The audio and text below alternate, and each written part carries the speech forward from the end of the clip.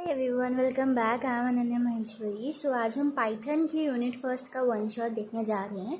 सबसे पहले पाइथन को मैं बता दूँ, बहुत इजी है, बहुत इंटरेस्टिंग है, बहुत मज़ा आएगा। I hope you are liking the other one shot videos as well. ये एग्ज़ाम पॉइंट ऑफ व्यू से इसमें जो भी आपको मिलेगा वो बहुत इंपॉर्टेंट होगा। I am just taking your 2 minutes। Let me inform the content I am making. सारी चीज़ें जो होंगी वो AKTU सिलेबस के अकॉर्डिंग बहुत अच्छे से मेंटेन होगी। आपको सब चीज़ें ख़त्म आती जाएंगी। And Python is really simple, मज़े आएंगे, कुछ भी डिफ़िकल्ट नहीं होगा। Let's start. पाइथन एक high level interpreted programming language है जो उसकी सिंप्लिसिटी और रीडेबिलिटी की वजह से जानी जाती है। ये एक खाली एक इंट्रोडक्शन टाइप का है।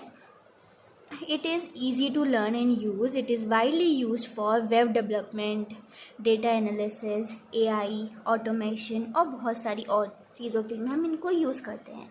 ठीक है, पाइथन सपोर्ट करती है multiple programming paradigm including procedural, मतलब ऊप्स कॉन्सेप्ट को भी पता है आपको, पाइथन सपोर्ट करती है। It has a large standard libraries. Python के अंदर बहुत सारी लाइब्रेरीज होती हैं and an active community making it popular for beginners and the experience developers alike. यानी कि जो भी बिगनर्स है और जो भी एक्सपीरियंस लोग हैं, सारे लोग इसको यूज़ करना पसंद करते हैं। पाइथन के कुछ की फीचर्स क्या हैं? Simple and easy to read. तो Python has a simple syntax that resembles natural language, making it clear easy and understand. मतलब पता है पाइथन क्या है? पाइथन अगर आपने अभी तक नहीं पढ़ी एक बार भी, तो मैं पहले बता दूँ, पाइथन को आप रीड करके समझ जाओगे ये प्रोग्राम क्या करवाना चाह रहा है। इतनी रीडेबिलिटी, इतनी सिंपल होती है। It is design to be readable, straightforward and making it beginner friendly. जैसे अगर हमने A=5, B=10, जैसे बाकी प्रोग्रामिंग लैंग्वेज भी हमें इसका डेटा टाइप बताना पड़ेगा, इंटीजर है, फ्लोट है, पर यहाँ ऐसा कुछ नहीं होता। सम में आपने लिखा A+B और फिर सम को प्रिंट करवा लिया, सिंपल, इतना इजी प्रोग्राम हो गया। Interpreted language. Python is an interpreted language, जिसका मतलब ये होता है जो कोड है वो एग्जीक्यूट करता है। कैसे करता है? Line by line. And you don't need to compile before running it. और रन करने से पहले आपको उसे कंपाइल करने की कोई ज़रूरत नहीं होती है। ठीक है, अब आता है क्रॉस प्लेटफॉर्म और portable. Python is platform independent, meaning that Python programme को हम अलग अलग डिफरेंट ऑपरेटिंग सिस्टम जैसे कि विंडोज़ हो या लाइनक्स हो या फिर मैक OS हो, विदाउट किसी मॉडिफिकेशन के हम रन कर सकते हैं।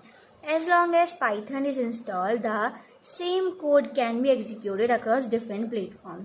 जैसे आपने पाइथन को अपने लैपटॉप में इंस्टॉल कर रखा होगा, तो आप उसे डिफरेंट प्लेटफॉर्म में रन करा सकते हैं। अब आता है नेक्स्ट, एक्सटेंसिव स्टैंडर्ड लाइब्रेरीज और लार्ज स्टैंडर्ड लाइब्रेरीज। पाइथन के अंदर काफ़ी सारी लाइब्रेरीज होती हैं। Python comes with a large collection of built in tools and libraries जो हमें हेल्प करते हैं ताकि हम परफॉर्म कर सकें टास्क को ईजीली। कोई भी हमें एक्स्ट्रा कोड ऑफ लाइन की ज़रूरत नहीं पड़ती है, ये हमारे टाइम को बचाती है। जैसे कि मैथ लाइब्रेरी, ये हम मैथमेटिकल ऑपरेशंस को परफॉर्म करने के लिए यूज़ करते हैं। डेट टाइम लाइब्रेरी, जो हम यूज़ करते हैं ताकि हम डेट्स और टाइम को इंक्लूड कर सकें, उनके ऊपर काम कर सकें। OS को, अगर आप OS लाइब्रेरी को करेंगे तो फाइल हैंडलिंग के लिए हम उसे यूज़ करते हैं। जैसे अब एग्जाम्पल से समझते हैं, इंपोर्ट किया हमने मैथ, प्रिंट math.sqrt 16, यानी 16 का स्क्वायर रूट जो मैथ का फंक्शन है, तो वो इंपोर्ट मैथ लाइब्रेरी के अंदर होगा, वो उसको कॉल कर देगा। उसके बाद में ये जो परफॉर्म होना था वो 4 आ जाएगा आउटपुट। अब पाइथन की थोड़ी बहुत हिस्ट्री जान लेते हैं। पाइथन एक स्नेक से इंस्पायर नहीं हुआ है। Python was created by Guido van Rossum in the late 1980s। 1980s में ये पहली बार पाइथन आया था एट CWI, जो क्या है, Centrum Wiskunde Informatica in the Netherlands. It was released in 1991. Guido wanted to create a language that was easy to use and understand. Guido ये चाहते थे कि जो भी वो लैंग्वेज क्रिएट करे ना, वो एक तो पढ़ने में इतनी आसान हो और उसको समझना बहुत आसान हो। तो ये उनका मेन मोटिव था कि जो प्रोग्रामिंग लैंग्वेज है वो इतनी कॉम्प्लेक्स ना होने के बजाय इतनी सिंपल और ईजी टू राइट हो। Some people think that Python was named after snake, as the logo of Python also represent two snake, blue and yellow, but the reality is clearly different. तो बहुत लोगों को लगता है कि ये पाइथन एक स्नेक से आया है और उसके लोगो में भी ऐसे 2 स्नेक्स दिखाई देते हैं हमको, ब्लू और येलो कलर के, बट ऐसा नहीं है। जो हमारे ये थे गाइडो वैन रॉसम थे, वो एक टीवी शो देखते थे ब्रिटिश का, जो उसका नाम था Monty Python flying circus, which was a famous show back in 1970s। 1970s में ये बहुत फेमस शो था, जब जो रॉसम थे वो भी उसके एक बहुत बड़े फैन थे। ठीक है, अब हम पाइथन के वर्जन देखते हैं। Python has gone through several version, each providing improvement in new features. अच्छा, ये तो आपको पता होगा, हर कोई चीज़ आती है, पहले इन्वेंट होगी, फिर उसके ऊपर काम चलता है, फिर हमें कोई प्रॉब्लम दिखाई देती है, हम उसमें इम्प्रूवमेंट लाते हैं। सच दैट ऐसा हुआ है, पाइथन के भी कुछ वर्जन है जो अब हम देखने जा रहे हैं। सबसे पहले पाइथन आई 1x 1991 और 2000 के बीच में। ये रिलीज़ की थी बाय गाइडो वैन रॉसम 1991 में। ये बेसिकली मतलब ये जब बनी थी, न्यू फीचर्स थे, तो उसकी फंक्शनैलिटी, जो बेसिक फंक्शनैलिटी और रीडेबिलिटी थी, वो सब पे फोकस किया गया था। इसमें कुछ फीचर्स थे जैसे कि exception handling, code data type जैसे कि लिस्ट, डिक्शनरी एंड मॉड्यूल्स, ये सब चीज़ आ चुकी थी। फिर पाइथन का अपग्रेडेशन हुआ, मतलब ये अपडेट हुआ 2000 से 2020 तक ये काम में चला। This version was widely use, जैसे काफ़ी सालों तक हमने यूज़ किया था, क्योंकि इसके अंदर बहुत सारी लाइब्रेरीज आ चुकी थी। ठीक है, Python 2 reached it's end of life in 2020। 2020 में फाइनली पाइथन 2 को ऑफिशियली डिसकंटिन्यू कर दिया था ऑन 1 जनवरी 2020। ठीक है, फिर आया पाइथन का जो करंट वर्जन की पाइथन का 3 ही है। I think 3.12 is current, 3.12.13 is current version. ठीक है, सो ये 2008 से प्रेजेंट में चल रही है। फर्स्ट ये रिलीज़ हुई थी 2008 में, जिसमें क्या परफॉर्मेंस आई थी, जो सिंटेक्स है और जो सिक्योरिटी है, ये इम्प्रूव हो गई थी। Python 3 is current version the Python. It introduce many changes. इसके अंदर काफ़ी सारे चेंजेस आए थे, जैसे कि अच्छा हाँ, इसमें यूनिकोड सपोर्ट बन गया था पाइथन 3। यूनिकोड सपोर्ट का मतलब आपको मैं बता देती हूँ, यानी कि मल्टीपल लैंग्वेजेस को सपोर्ट करना। ठीक है, अब Python 3 is now a recommended version two use. अगर अभी भी आपको करना होगा तो आप पाइथन 3 को ही, लेटेस्ट वर्जन को ही डाउनलोड कर पाओगे। द लेटेस्ट वर्जन जो रिलीज़ हुआ था, अच्छा ये है 3.13.2, जो रिलीज़ हुआ था 4 फरवरी 2025, जो अभी रिसेंटली ही हुआ है। This version include new features and improvement that enhance development. इसके अंदर कुछ नए फीचर्स हैं। अब हम कुछ इंपॉर्टेंट पॉइंट्स देखते हैं। पाइथन एक ओपन सोर्स है, यानी कि कोई भी इसके डेवलपमेंट में कंट्रीब्यूट कर सकता है। Use for various purpose, Python is use in web development, data analysis, AI, बहुत सारी चीज़ों में हम पाइथन का वाइडली यूज़ करते हैं। Easy to learn, Python is known for its easy to understand syntax and clear code, making it ideal for beginners.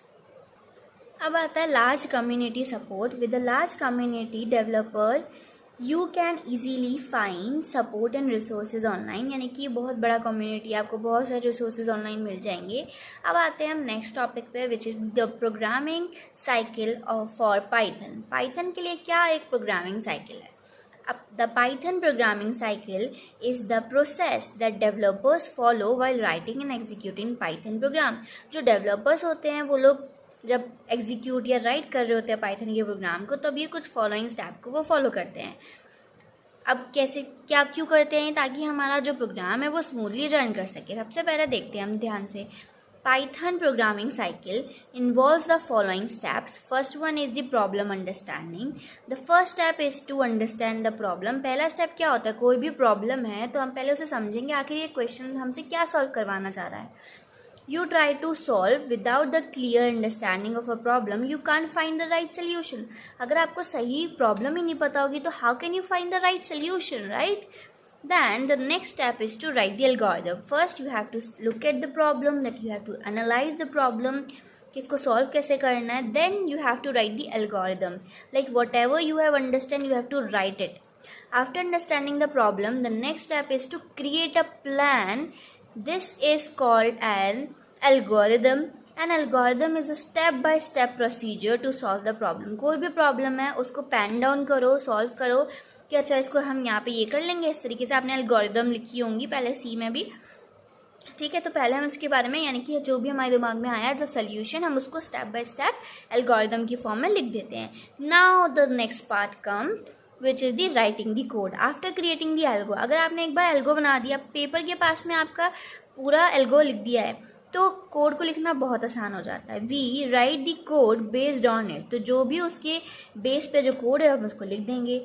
This is where you use Python programming language, यहाँ पे आप Python programming का use करते हो ताकि आप Python के programme लिख सको। इसका सिंटेक्स देखते हैं। अच्छा, हम एक प्रोग्राम ही देखते हैं। हमने क्या किया है, num1 is equal to float, हमने फ्लोट ले लिया है, यानी फ्लोट वैल्यू भी हो सकती है। इनपुट एंटर फर्स्ट नंबर, यानी हम यूज़र से फर्स्ट नंबर को एंटर करवा रहे हैं। Then num2 is equal to float input enter second number, हमने यूज़र से सेकेंड नंबर एंटर करवाया है। जो भी वो नंबर एंटर करेगा उन दोनों का सम हो जाएगा और वो सम के अंदर स्टोर हो जाएगा। देन हमने सम को प्रिंट करवाया है, तो आउटपुट में क्या दिखेगा, पहले वो फर्स्ट नंबर को एंटर करवाएगा, सेकंड नंबर को करवाएगा, देन दोनों का सम करके हमको प्रोवाइड कर देगा। Moving to the next which is the compilation. Python is an interpreted language, Python एक इंटरप्रेटेड लैंग्वेज यानी लाइन बाय लाइन एग्जीक्यूट होती है, meaning it reads and execute the code line by line. However in other programming language compilation would involve, बहुत सारी languages होती है जिसके अंदर कंपाइलेशन भी इन्वॉल्व होता है, ठीक है। वो पूरे कोड को एनालाइज करता है, उसमें जो भी एरर्स होते हैं फिर प्रोवाइड करता है। जैसे जावा एक इंटरप्रेटेड और कंपाइलर दोनों ही यूज़ करती है, ठीक है। Converting the code into machine learning before learning नहीं लैंग्वेज होगा, मशीन लैंग्वेज बिफोर एग्जीक्यूशन। फिर आता है execution after writing the code, पूरा कोड आपने लिख दिया, अब आप उसको एग्जीक्यूट ही तो करोगे। This means the code is proceed by the CPU and generate output, यानी कि इस लाइन का एग्जीक्यूशन का मतलब क्या होता है बेसिकली, कि आपने एक कोड लिखा, आपने उसे एग्जीक्यूट किया, अब जो CPU है उसने उसको कंपाइल भी कर लिया है। कंपाइल करने के बाद में अब वो उसमें कोई एरर नहीं होगी, तभी तो वो उसको एग्जीक्यूट करेगा। अब क्या होगा, CPU उसको प्रोसेस कर रहा है और जो भी आउटपुट आपको चाहिए, डिज़ायर आउटपुट आपको प्रोड्यूस करके दे रहा है। अब ठीक है, आपका प्रोग्राम यहाँ तक सब सही था, एग्जीक्यूट भी हो गया। फिर आता है टेस्ट करना और डीबग करना। अब डीबग का मतलब क्या है, कोई भी एरर होती है तो उसको हम डीबग करते हैं, यानी कि रिमूव करते हैं। आफ्टर एग्जीक्यूशन, अब एग्जीक्यूशन हो चुका है प्रोग्राम का, हम टेस्ट करते हैं क्या कोई एरर या कोई बग तो नहीं है, अगर है तो हम उन्हें फिक्स करते हैं। ये एक क्रूशियल स्टेप है, इसमें आपका यही चेक किया जाता है कि ये प्रोग्राम रेडी है कि नहीं है, पूरी तरीके से काम कर रहा है कि नहीं कर रहा है। जैसे हम प्रोजेक्ट्स बनाते हैं तो उसमें एक टेस्टिंग का भी एक काम होता है, यानी एक टेस्टर भी होता है, वो टेस्ट करता है कि क्या इस प्रोग्राम में कोई इम्प्रूवमेंट चाहिए, क्या कोई प्रॉब्लम है, कोई एरर है, डीबग है, वो चेक करता है, उसका काम ये होता है। फिर आता है optimisation. Once the program work fine, पहली अब हमने मान लिया ठीक है यहाँ तक के सारे स्टेप सही थे, यानी कि हमारा जो प्रोग्राम है वो एब्सोल्युटली अच्छे तरीके से काम कर रहा है। You may need to optimise it to make it more efficient, अब तुमको क्या करना पड़ेगा, उसको ऑप्टिमाइज करना पड़ेगा ताकि ये एफिशिएंट हो जाए। The step is about improving the program performance, यानी अब हमारा प्रोग्राम तो बन गया, अब उसमें क्या क्या इम्प्रूवमेंट्स ज़रूरत है वो ऑप्टिमाइजेशन वाली स्टेप में आ जाते हैं। फिर आता है last step which is the deployment. This is very crucial step. After the program is fully function, आपने पूरा प्रोग्राम बनाया, वो अच्छे से काम कर रहा है, उसमें कोई एरर नहीं है, उसमें सारी ऑप्टिमाइजेशन आपने कर दिया है। अब आपको ये डिप्लॉय करना होगा रियल वर्ल्ड के यूज़ के, यानी आपने कोई ऐप डिज़ाइन करी है लेट्स से, अब उसको आपने डिप्लॉय किया यानी कि लोगों को तक पहुंचाया है ताकि वो यूज़ कर सके। Making your program available for user to access और यूज़, यानी कि आपने अब उसको यूज़र को एक्सेस करने के लिए अलाउ कर दिया है, ठीक है। ये होता है डिप्लॉयमेंट। अब हम एक बहुत सिंपल सा प्रोग्राम देखते हैं। सिंपल कैलकुलेटर का एडिशन, सब्ट्रैक्शन, मल्टीप्लिकेशन, डिवीज़न करना है। हमने 2 एंटर करवाए यूज़र से इनपुट, उसके बाद में हमने कहा प्रिंट सम num1 प्लस num2, फिर सब्ट्रैक्ट के लिए num1 माइनस num2, मल्टीप्लाई के लिए num1 into num2 and division के लिए डिवाइड वाला लगा के हमने ये कर दिया, यानी बहुत सिंपल सा कैलकुलेटर हमारा रेडी हो चुका है। नेक्स्ट प्रोग्राम देखते हैं। Find the largest among the 3 number. 3 number हमने यूज़र से एंटर करवाए, अगर A हमारा B से बड़ा होगा और A हमारा C से बड़ा होगा तो A प्रिंट हो जाएगा, अगर ऐसा नहीं होगा तो फिर हम इसकी आगे कंडीशन चेक करेंगे कि B क्या C से बड़ा है। अगर बी सी से बड़ा है तो बी प्रिंट हो जाएगा, ऐसा नहीं है तो ऑब्वियसली कौन बड़ा होगा, सी बड़ा हो जाएगा। अब इवन ऑड का है, एक हमने नंबर दे दिया या फिर आप इसे यूज़र से इनपुट करवा लो। उस नंबर को इफ़ वो अगर मॉड्यूलस बाय 10 यानी कि 2 से अगर वो डिवाइड हो जाता है और इक्वल्स टू 0 आ गया है तो वो इवन नंबर है, यानी डिविजिबल बाय 2 है तो इवन है, नहीं तो वो ऑड नंबर है। सिंपल। इफ़ के बाद में कॉलन आता है, ठीक है, यहाँ पे इंटेंटेशन भी आएगा, यानी कि इफ़ के बाद में 4 स्टेप छोड़ के आप लिखना, ये क्योंकि मेंटेन करो पेपर पेन पे भी तो वो भी अच्छी बात ही है। अब आता है नेक्स्ट प्रोग्राम जिसमें हम फिर से एक कैलकुलेटर बना रहे हैं, पर इसमें हम यूज़र से एंटर करवा रहे हैं उसकी चॉइस, यानी कि कौन सा ऑपरेशन वो करवाना चाहता है और किस मतलब कौन सा ऑपरेटर कौन सा ऑपरेंड, वो दोनों सारी चीज़ें यूज़र पर डिपेंड करती है। हमने उसको चॉइस दे दिया, उसमें हमने यूज़र से इनपुट करवा लिया उसको कौन सा ऑपरेशन परफॉर्म करवाना है। उसके बाद में हमने 2 नंबर उससे इनपुट करवा लिए हैं। अगर उसने चॉइस प्लस कर दी है, इफ़ में अगर उसने चॉइस प्लस करी है तो प्रिंट कर देगा ऐड ऑन, दोनों का सम कर देगा। एलिफ की कंडीशन लगाई है, अगर उसने इक्वल्स टू माइनस यानी माइनस चूज़ कर दिया है तो हम सब्ट्रैक्ट कर देंगे। मल्टीप्लिकेशन करा है तो मल्टीप्लाई कर देंगे। डिवाइड किया है तो यहाँ पे एक चीज़ बनती है, अगर डिवाइड बाय 0 उसने कर दिया बाय चांस तो आपको वहाँ पे लिखना पड़ेगा कि ये डिविजिबल नहीं है।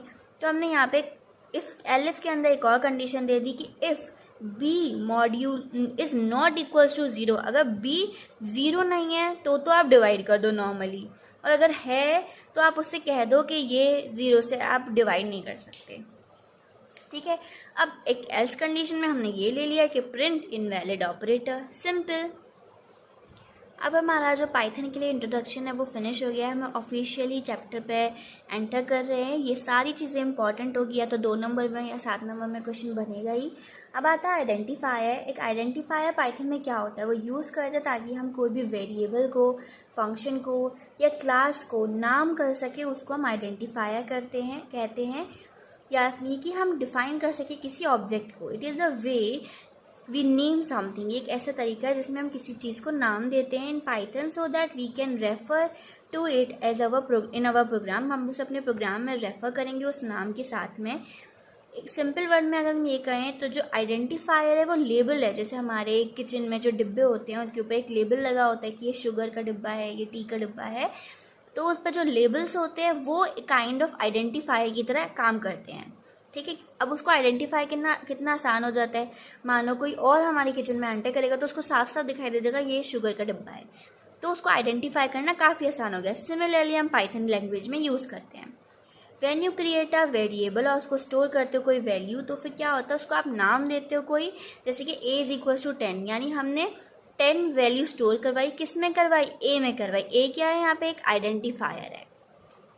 अब आइडेंटिफायर यूज़र डिफाइन होते हैं, पर ये खुद की अपनी मर्जी से थोड़ी ना डिफाइन हो जाएंगी, यहाँ पे कुछ रूल्स होते हैं।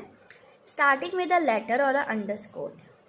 The first character of an identifier must be a letter या फिर अंडरस्कोर, यानी कि जो भी पहला करेक्टर होगा वो या तो कोई अल्फ़ाबेट यानी स्मॉल ए से स्मॉल जेड हो, या कैपिटल ए से कैपिटल जेड हो, या फिर अंडरस्कोर हो, ये अलाउ है।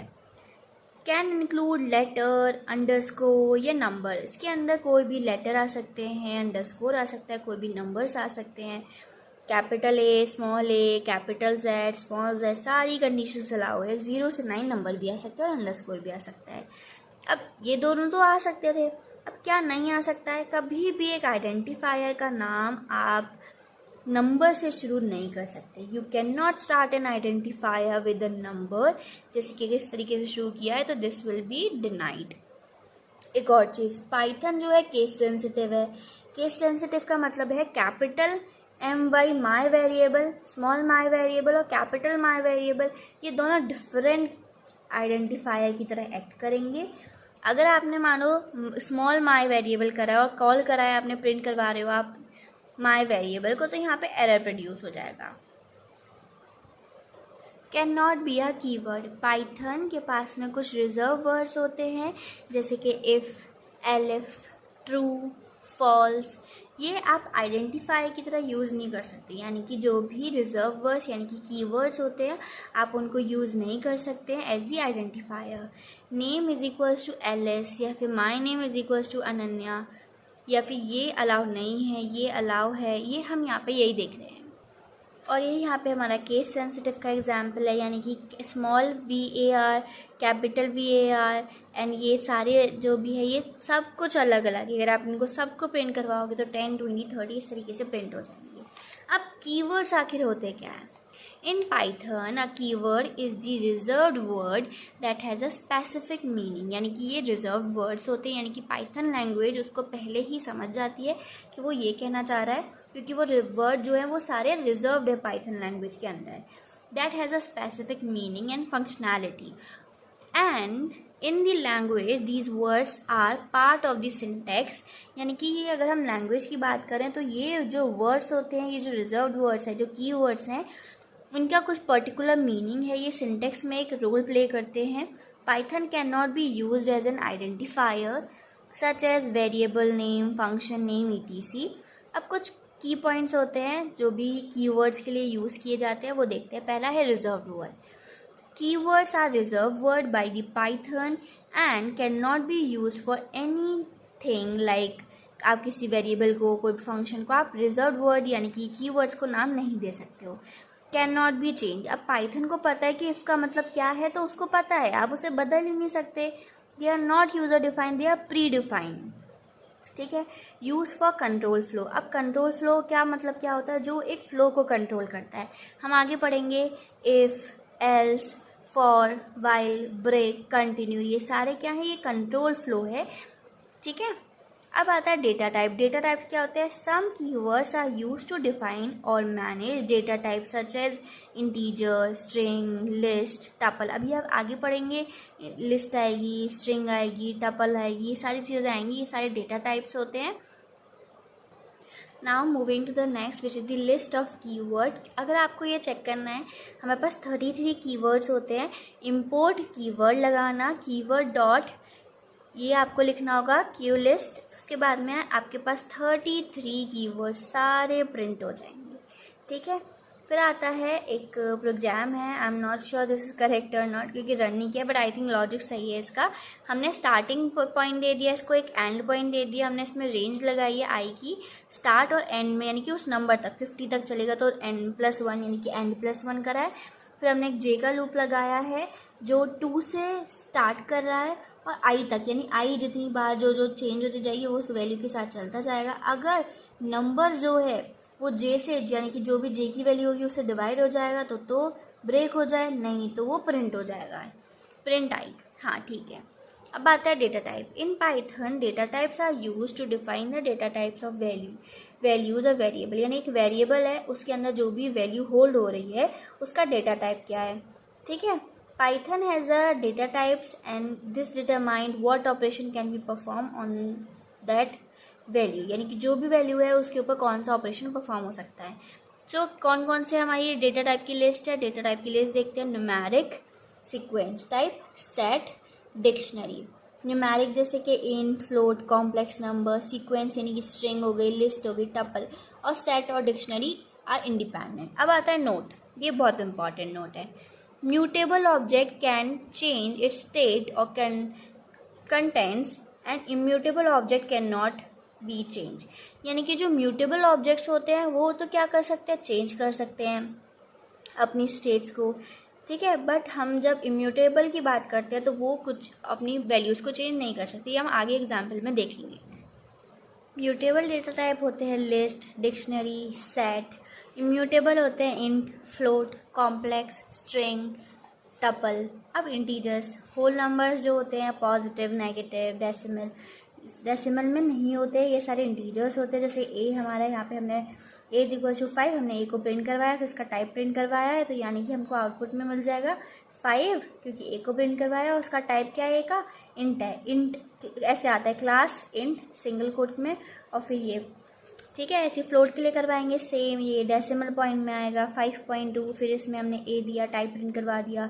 सेम कॉम्प्लेक्स नंबर में हमने ए के अंदर 3+4i, ये कॉम्प्लेक्स नंबर है, उसको प्रिंट करवाया, देन उसका टाइप प्रिंट करवाया, तो कॉम्प्लेक्स इस तरीके से आ जाएगा। स्ट्रिंग क्या है? अ class is the collection, a string is a collection of 1 और मोर करेक्टर। जब एक से ज़्यादा करेक्टर साथ में जुड़ जाते हैं सिंगल कोड, डबल कोड या ट्रिपल कोड के अंदर, उसको हम स्ट्रिंग कहते हैं। Multi line string can be denoted in the triple code. अगर आपको मल्टीपल लाइन्स में स्ट्रिंग को डिनोट करना है तो उसमें आपको 3 कोड्स यूज़ करने होंगे। जैसे ये आपको 3-4 लाइन लिखनी है तो आप ट्रिपल कोड लगाओगे। अब लिस्ट क्या है? List is an ordered sequence of item. Ordered sequence of item होता है लिस्ट में। List is one of the most use data type in Python and very flexible. Python के अंदर लिस्ट को आप बहुत ही एक्सटेंसिवली यूज़ करेंगे, ठीक है। इसमें अपडेट करना और डिलीट करना काफ़ी आसान होता है। इसको हम स्क्वायर ब्रैकेट के अंदर डिनोट करते हैं। जैसे कि हमने लिस्ट बनाई स्क्वायर ब्रैकेट के अंदर 10, 20, 30, देन हमने एल को प्रिंट करवा दिया। हमने फिर ये चेंज, यानी हम यहाँ पे दिखा रहे हैं कि ये म्यूटेबल है। हमने एल के अंदर यानी कि जो भी लिस्ट है उसमें हमने उसका इंडेक्स नंबर दिया, जिस इंडेक्स नंबर पे हम चेंज कराना चाहते हैं वैल्यू 50, तो देखिए 20 से रिप्लेस होकर 50 आ जाएगा। सेकेंड स्टेप में यही हुआ। अब टपल आते हैं। टपल क्या होते हैं? इम्यूटेबल होते हैं। टपल एक ऑर्डर सीक्वेंस ऑफ आइटम है, सेम एज द लिस्ट। इसको पर पैरेंथेसिस में आते हैं, ये डिनोट किए जाते हैं, कॉमा से इनको हम सेपरेट करते जाते हैं, ठीक है। हमने 10, 20 फिर हेलो, यानी कि इसके अंदर ये मिक्स्ड टाइप की है, यानी कि इसमें नंबर भी हैं और एक स्ट्रिंग भी है। हमने इसको प्रिंट करवाया तो इसका टाइप प्रिंट करवाया, तो इसका टाइप क्या आएगा? टपल आ जाएगा, क्योंकि कॉमा से सेपरेटेड है और पैरेंथेसिस के अंदर है।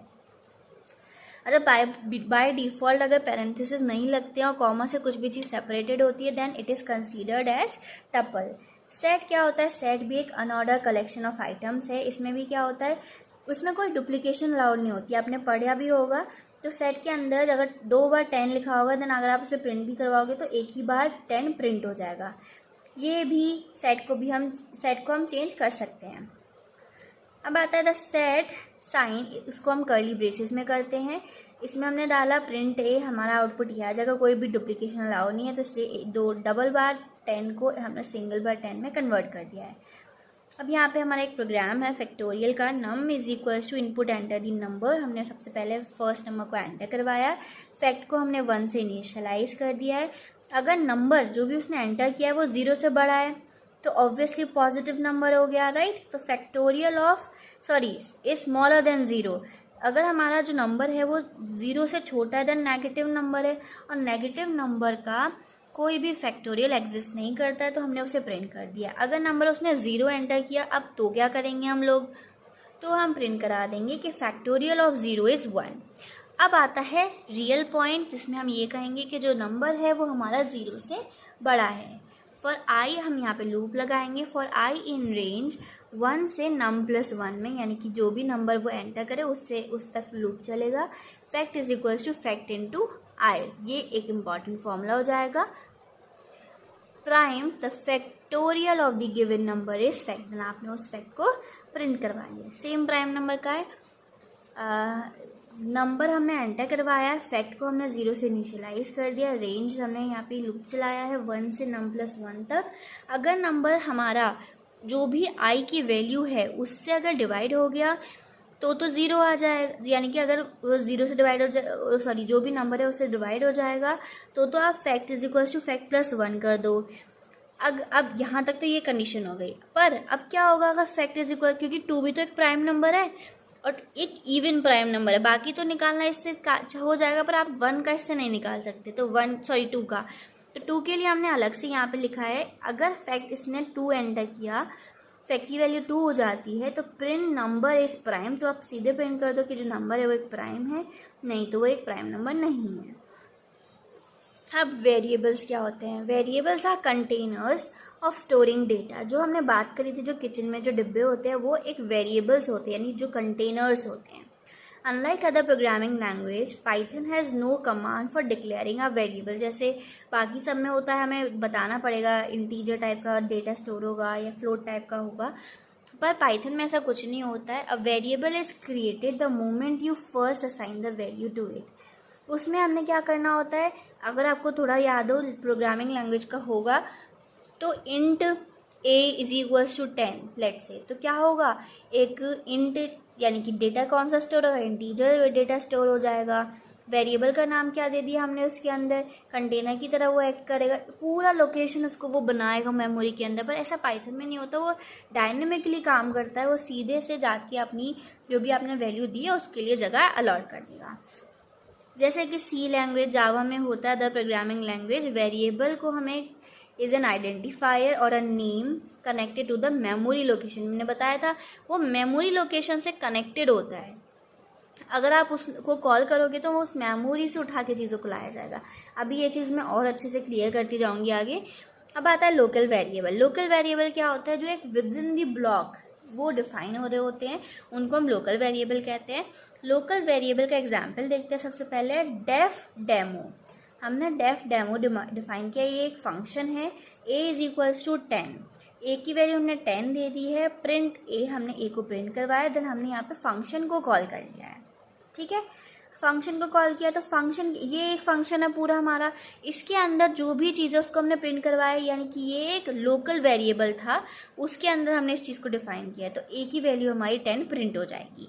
A variable which are declared inside a function, जो वेरिएबल फंक्शन के अंदर डिफाइन होते हैं वो वेरिएबल्स, उनको हम क्या कहते हैं? Local variable. इनका जो स्कोप होता है लोकल वेरिएबल का वो लिमिटेड होता है।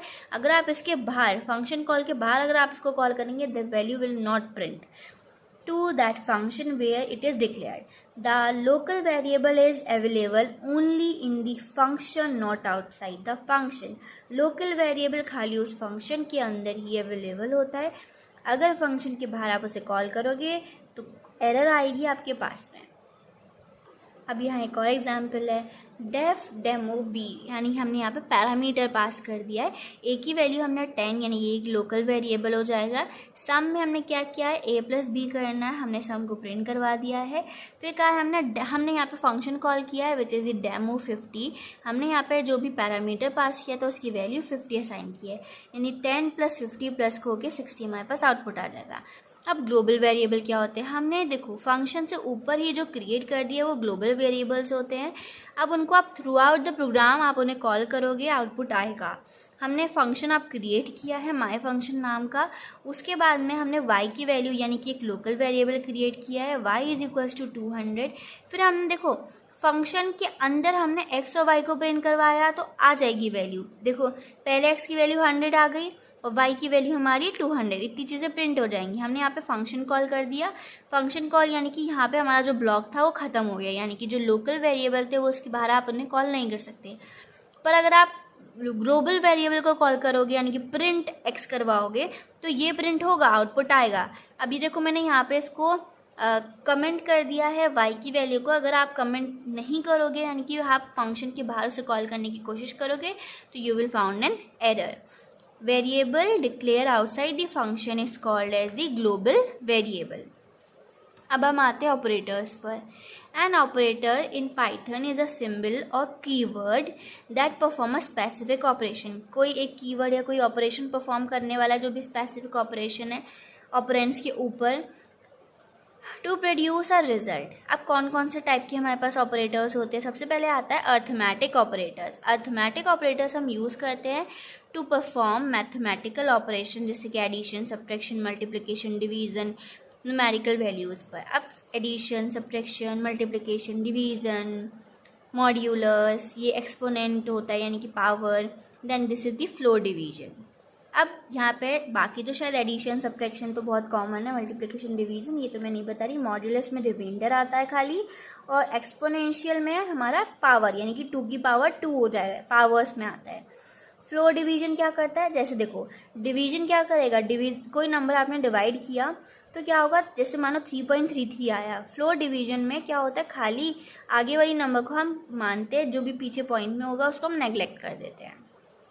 अब आता है रिलेशनल और comparison operator, also called as comparison operators, use to compare two values. दो वैल्यूज़ को कंपेयर करने के लिए यूज़ करते हैं। ये बूलियन वैल्यूज़ प्रोड्यूस करता है which is true and false. Depend करता है कि अगर कंपैरिजन हमारा सही होगा तो ट्रू दे देगा, अगर नहीं होगा तो फॉल्स आउटपुट दे देगा। Next which is the list of relational operators. Operators और उनके डिस्क्रिप्शंस और उनके एग्जाम्पल्स भी दे रखे हैं।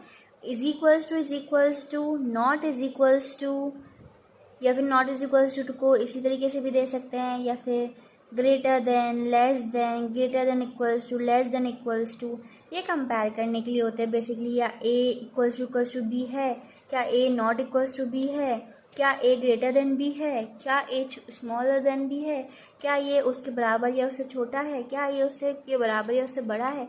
कंपैरिजन ऑपरेटर या फिर रिलेशनल ऑपरेटर्स होते हैं।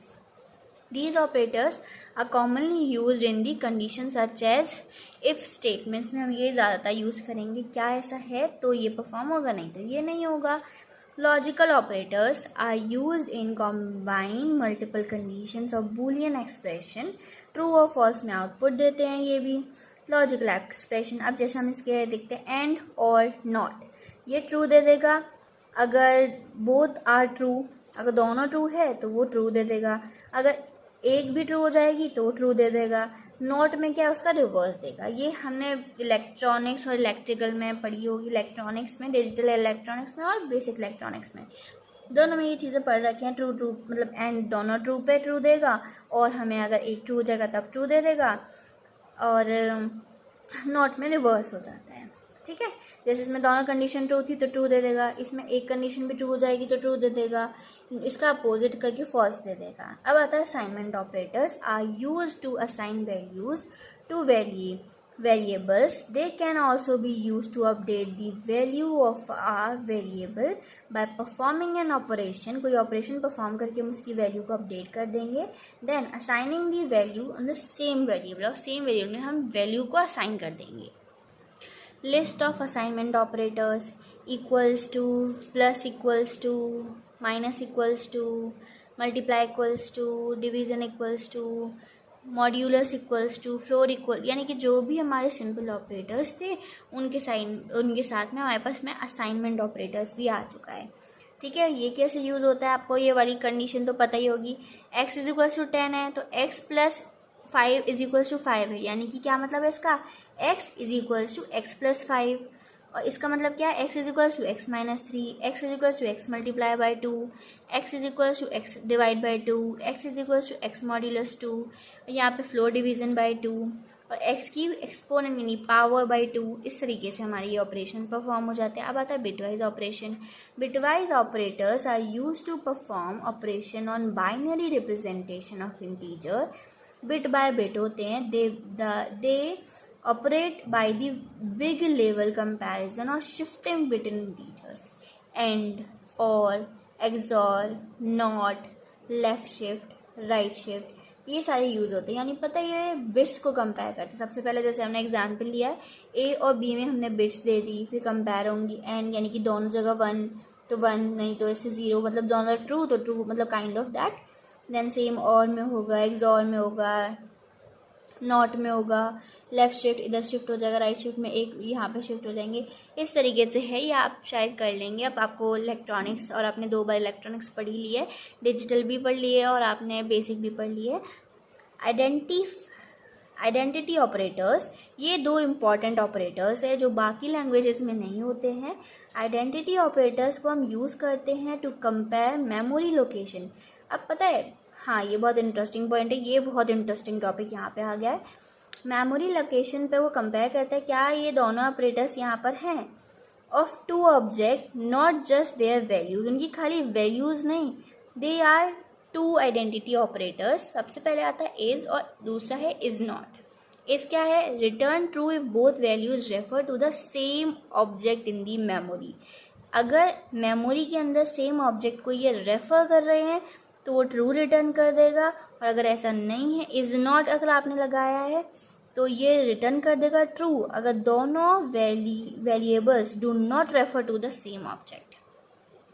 अब इसको हम एग्जाम्पल से समझते हैं। ए इज इक्वल्स टू 10 था, ए की वैल्यू हमारी 10 हमने असाइन कर दी, मेमोरी में जाके ए की वैल्यू 10 स्टोर हो गई लेट्स से। फिर आपने बी की वैल्यू में ए दे दी, यानी कि हमने क्या करा, बी इज इक्वल्स टू ए कर दिया, ए की वैल्यू 10 थी, यानी कि दोनों क्या एक जगह पे स्टोर हो जाएंगे। सिमिलरली हमने यहाँ पे सी को 10 दे दिया, तो ये तीनों सेम लोकेशंस पे स्टोर होंगे। तो अगर आपने ये प्रिंट करवाया, प्रिंट ए इज बी, क्या ए बी है, ट्रू आ जाएगा। क्या ए सी है, देखो दोनों की वैल्यू सेम है तो ट्रू हो जाएगा। ए इज नॉट सी करा तब फॉल्स आ गया, ये इंटीजर्स के केस में हो गया। अब लेट्स से अगर आपने टपल सेट और डिक्शनरीज में किया हुआ तो यहाँ पे डिफरेंट मेमोरीज होती है। जैसे आप देखो, अगर ए आपने 1 2 3 दे दिया, बी की वैल्यू आपने ए में दे दी, तो ये दोनों तो सेम लोकेशन पे होंगे क्योंकि आपने इसको वैल्यूज़ की असाइन कर दिया है। पर अगर आप कुछ नया क्रिएट कर रहे हो तो उसकी वैल्यू जो होगी वो डिफरेंट प्लेस पे स्टोर होगी। ठीक है, नाउ हमने यहाँ पे एक एग्जाम्पल लिया हेलो, देन बी में हेलो, देन ये दोनों डिफरेंट मेमोरी में स्टोर होंगे क्योंकि स्ट्रिंग है दोनों, और ये क्या होगा ये दोनों अलग अलग डिफरेंट मेमोरीज में स्टोर हो रही होंगी। अब आता है मेंबरशिप ऑपरेटर्स, ये भी बहुत इंपॉर्टेंट ऑपरेटर है इन अवर पाइथन, 2 नंबर में भी पूछ सकते हैं। मेंबरशिप ऑपरेटर्स को हम यूज़ करते हैं ताकि हम टेस्ट कर सकें weather a value is present in the sequence, यानी कि जो सीक्वेंस है क्या उसके अंदर हमारी वो वैल्यू है कि नहीं है। जैसे कि string, list, set, tuple, dictionary. There are 2 membership operators, एक होता है इन, दूसरा होता है नॉट इन। इनका मतलब क्या है, रिटर्न करता है true if the value is found in the sequence. अगर एक सीक्वेंस है उसके अंदर वो फाउंड कर दिए, वो वैल्यू मिल चुकी है तो ट्रू रिटर्न कर देगा। अगर ऐसा नहीं है, नॉट इन लगाया हुआ है, तो फिर वो ट्रू तब देगा जब उसे वो मिलेगा नहीं। इसको एग्जाम्पल समझते हैं। हमने एक लिस्ट बनाई है ए नाम की जिसमें हमने रेड, ब्लू, ब्लैक दिया है।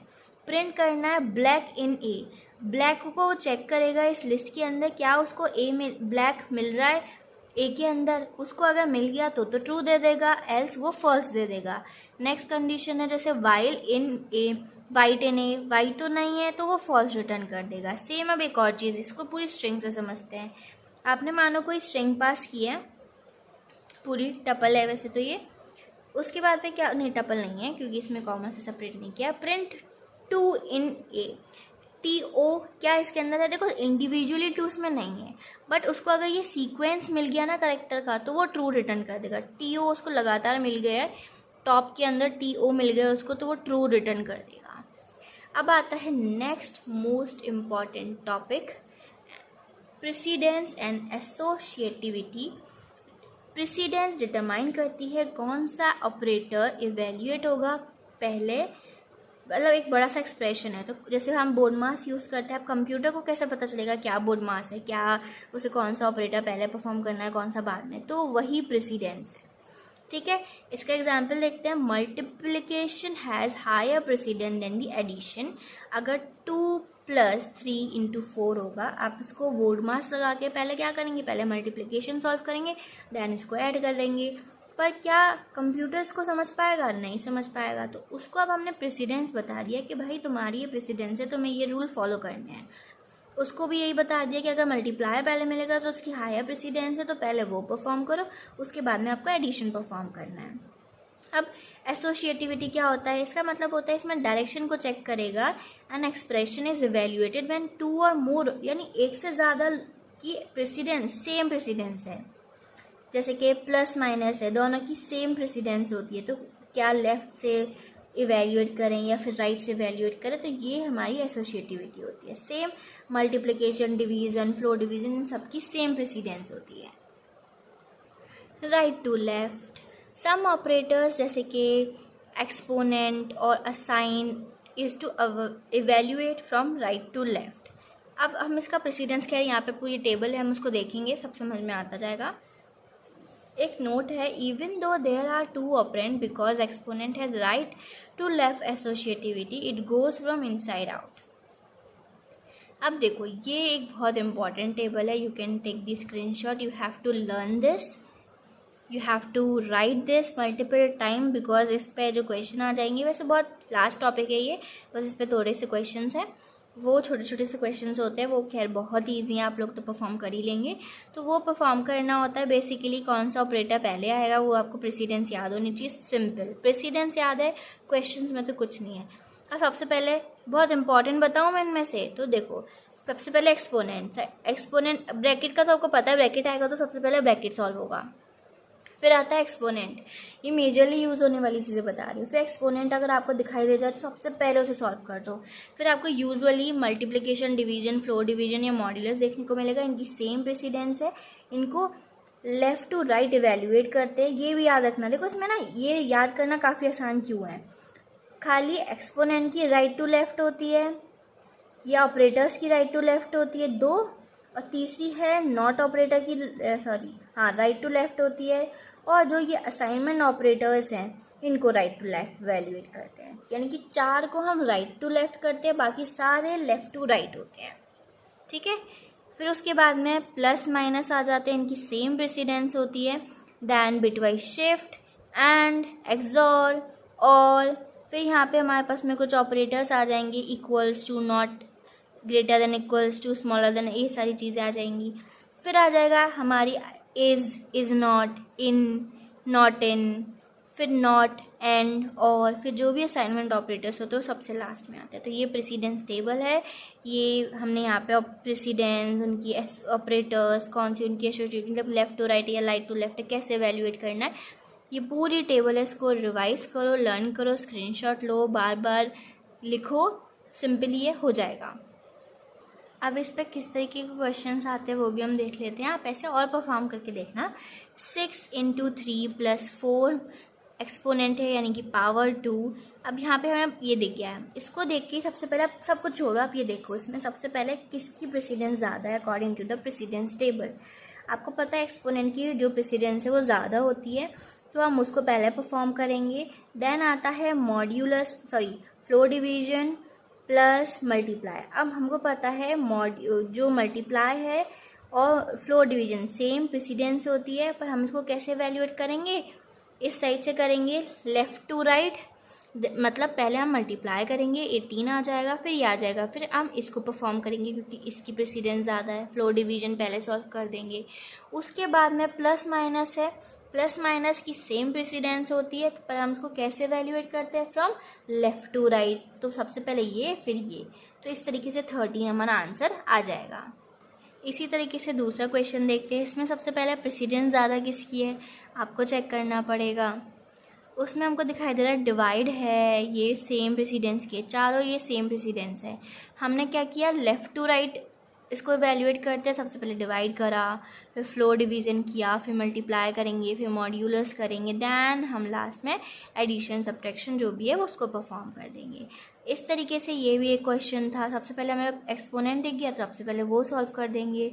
उसको देखो ये रहा, पावर सॉल्व करने के बाद दिखने में लगेगा कॉम्प्लेक्स, पर हो जाएगा।